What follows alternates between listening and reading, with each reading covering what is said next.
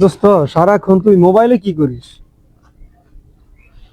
YouTube, Facebook, ইনস্টাগ্রামে নতুন নতুন ট্রেড ফলো করি।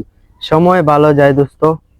দোস্ত, তুই এইভাবে গেম খেলে সময় নষ্ট না করে যদি কোরআনের পথে সময় দিতি, নামাজ কালাম পড়তি, যদি ইসলামিক কোনো বিষয় শিখতি বা দিনী জ্ঞান অর্জন করতি, তাহলে অনেক ভালো হতো না? আল্লাহ তাআলা অনেক হয়তো খুশি হতেন, তোর জীবনটা অনেক সুন্দর হতো। এভাবে ভাবিনি তো। আচ্ছা দোস্ত, এখন তাহলে কি করা যায়? এখন করা যায় একটা, ধর মনে কর আমাদের ইমাম সাহেবের সাথে তোর বিষয়টা নিয়ে একটু কথা বলি। যদি আল্লাহ তাআলা হেদায়েতের পথ দেখায় ইমাম সাহেবের উসিলায়, তাইলে তো তোরও ভালো, আমারও ভালো। আমার উসিলায় হয়তো একজন মানুষ একটু ভালোর পথে আসতে পারলো। হ্যাঁ। চল তাহলে হুজুরের কাছে গিয়ে দেখি হুজুরে আছে কিনা মসজিদে। যদি থাকে হয়তো ইসলামিক কোনো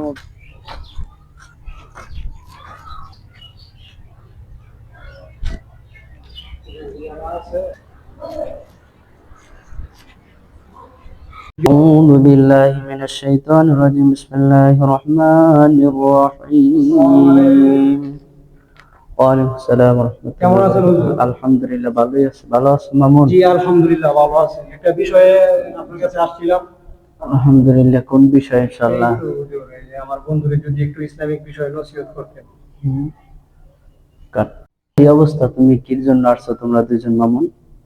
আসলে আশা হলো হুজুর, সারাক্ষণ সব সময় আপনার এই যে আধুনিক বলতে মানে ডিজিটাল সবকিছু এসে বিভক্ত।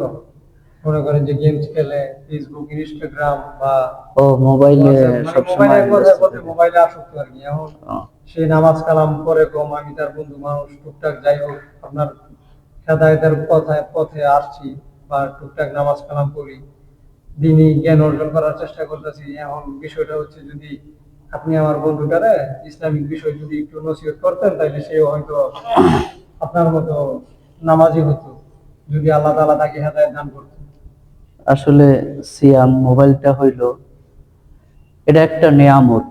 যদি তুমি এই মোবাইলটাকে ভালো কোনো কাজে ব্যবহার করো, যেমন ইউটিউবের মধ্যে বিভিন্ন ইসলামিক ভিডিও আছে, এরপরে ইসলামিক গজল আছে, কেরাত আছে, এরপর হজ নসিহাত আছে, এগুলো শোনার কাজে তুমি ব্যবহার করলে এটা তোমার জন্য নিয়ামত হবে, তোমার জন্য ভালো হবে। আর যদি তুমি এইটাকে খারাপ কাজে ব্যবহার করো, বিভিন্ন ম্যাগাজিন, খারাপ অনুষ্ঠান, উলঙ্গপনা, অশ্লীলতা যদি তুমি দেখে তোমার সময়টাকে নষ্ট করো, তাহলে দেখবে এই মোবাইলই কাল কিয়ামতের ময়দানে তোমার বিশাল বড় একটা ভয়ঙ্কর হিসেবে আকার ধারণ করবে। মোবাইল তোমাকে জাহান্নামে নিয়ে যায়। এই মোবাইলে তোমার বিপক্ষে একদিন কিয়ামতের ময়দানে সাক্ষী দান করবে। এজন্য ইনশাআল্লাহ এটাকে ভালো কাজে ব্যবহার করলে নিয়ামত, খারাপ কাজে ব্যবহার করলে এটা আমাদের জন্য খারাপ। তো মোবাইলটা যেহেতু চালাবা, কিন্তু আল্লাহ রাব্বুল আলামিনের যে কাজগুলো আছে এগুলো আগে করে, এগুলা রেখে তারপর ইনশাল্লাহ মোবাইল চালাও। ইনশাল্লাহ নামাজ পড়লে আল্লাহ তোমাকে কোনোদিন গোমরাহ করবে না। সম্মানিত দর্শক, আপনারা তো মোবাইলের এই পুরো একটা শর্ট ফিল্ম, একটা ছোট নাটক আপনাদের জন্য তৈরি করছে, আপনারা দেখলেন। আসলে মোবাইলটা আমাদের জীবনের একটা অংশ, এটা আমাদের হাতে। আমরা যদি চাই এটাকে জান্নাতের কারণও বানাইতে পারি, আবার চাইলে জাহান্নামের কারণও বানাইতে পারি। এই মোবাইলের মাধ্যমে